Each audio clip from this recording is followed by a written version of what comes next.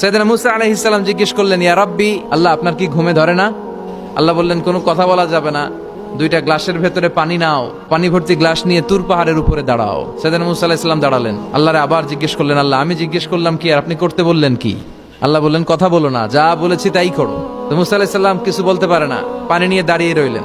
মুসা আলাইহিস সালামকে আল্লাহ বললেন, তুমি দাঁড়িয়ে থাকো আর ঘুম রে বললেন, ঘুম তুই মুসারে ধর। ঘুম যে এবার সাইয়েদনা মুসা আলাইহিস সালামকে ধরেছে। উনি ঘুমের ধাক্কায় আর থাকতে পারেন না, একবার ডানে যায় আরেকবার বায়ে যায়। ঘুমের ধাক্কায় হঠাৎ করে কাত হয়ে পড়ে যায় আর গ্লাসগুলো মাটিতে পড়ে খান খান হয়ে ভেঙে যায়। আল্লাহ ডেকে বললেন, মুসা বেশি কিছু হেফাজতের তো দায়িত্ব দেই নাই, শুধু দুইটা গ্লাস হেফাজতের দায়িত্ব দিয়েছি। ঘুমের কারণে এগুলোর হেফাজত করতে পারো নাই, ভেঙে খান খান হয়ে গিয়েছে।